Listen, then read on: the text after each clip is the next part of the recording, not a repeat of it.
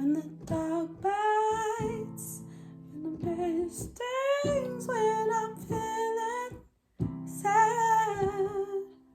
I simply remember my favorite things, and then I won't feel so bad.